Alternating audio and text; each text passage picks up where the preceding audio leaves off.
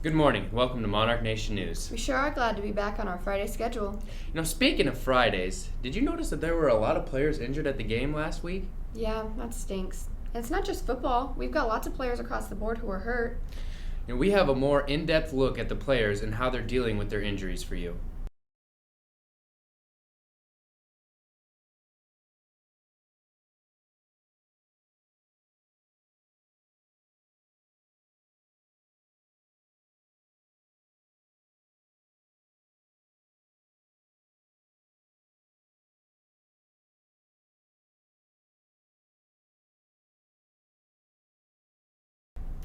I'm really glad most of our Monarchs are keeping a positive mental attitude. Yeah, I'm just hoping that the other students in the hall won't give them any attitude. What do you mean? Like if someone were to get stuck behind someone on crutches in the hallways. I guess if people just knew how to walk, we wouldn't have that problem. I guess it's a good thing Sam Casey made a hallway etiquette story since you feel that way. Hello, Monarch Nation. My name is Sam Casey. I'm going to teach you how to walk like a monarch. First off, injured students need a wider berth, so give them more space in the halls. Don't kick out crutches or push over people in the wheelchairs. It's just not a smart move. Walk with a moderate pace. Don't run, but don't walk so slow that a snail outpaces you. Walk to the right side of the hall. It's really simple. Don't just stand in the middle of the halls. You are in everybody's way, especially teachers that move around in a cart. All right, and I'll send it back to Paige and Austin, who are back at the desk. Wow, there are a few things even I could do better in the hallways. You think?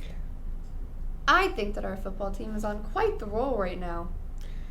For sure. Did you know that we qualified for state this year? Really? I thought that we needed at least one more win. Obviously, you need to brush up on your rule book. I would, but Patrick Mahoney already has it laid out in his segment. What's up, Monarch Nation? My name's Patrick Mahoney. State football playoffs are upon us, and there always seems to be some confusion with how the playoff works. Let's break it down. So here's the basics.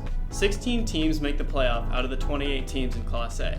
For now, let's talk about the first 12 teams to make it in. So Class A is broken into 4 districts, with 7 teams per district. Papillion is in District 1. The top 3 teams in each district automatically qualify for the playoffs. This is based purely on a team's record within district games, with head-to-head matchups being the tiebreaker.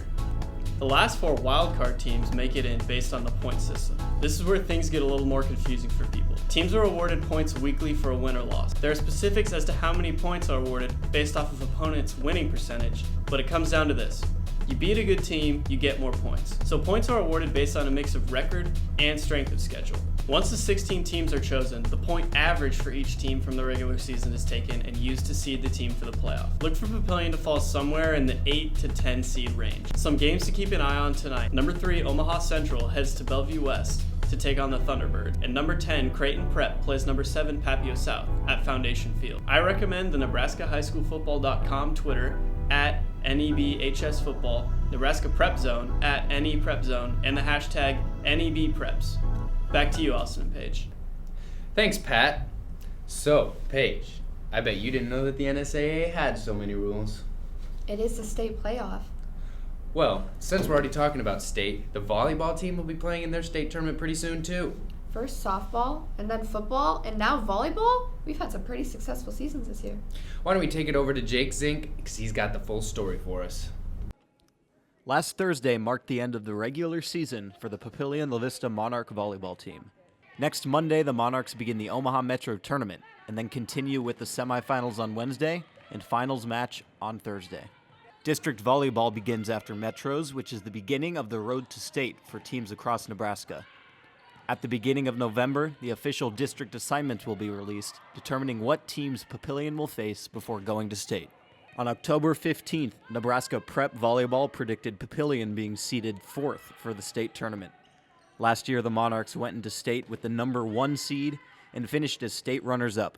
Coach Lebeda and her team are hoping for their first state title since 2008. The most challenging team facing the Monarchs seems to be Omaha Marion. On October 17th, Marion edged out Papillion 3-2. I think we did great. We worked on things we worked on all week. We accomplished our goals. We got a little bit tired at the end. It was 5 sets. We played straight after another game.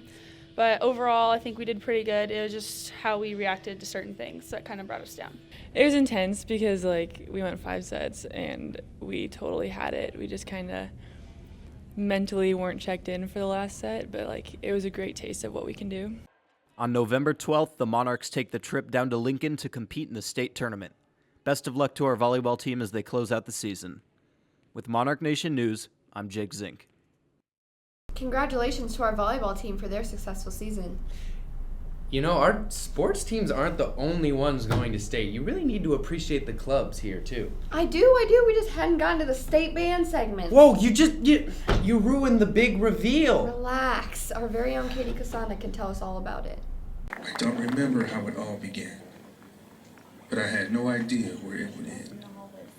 I only knew feelings, sensations, and so began my journey.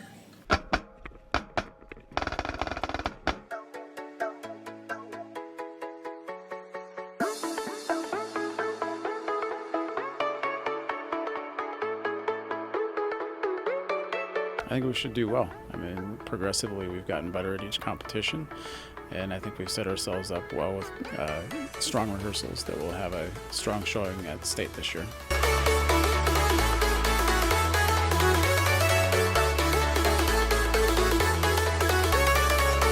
They've done all the preparation as they proceed through. They just need to continue to follow through on the preparations and know the things that they do well, both playing and marching, and then just make it happen on the field.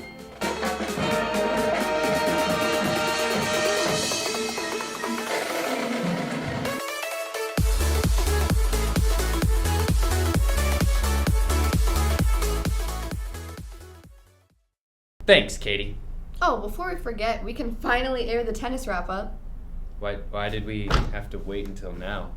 We didn't want to air it while the whole tennis team was gone for their competition. Right, I got you. Brandon Sessler's got the inside story for all of us who couldn't make it out to watch.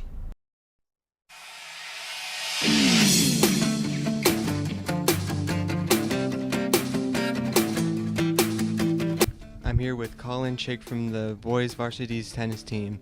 How was your team this year? I think we had a really good year. I think we opened a lot of eyes and we did really good in our tournaments. Do you think your team had a good year in tennis? Yeah, I think we did pretty good. What is your favorite part about tennis? My favorite part was the tournaments. We had a lot of food and it was just a good time. What's your favorite part about tennis?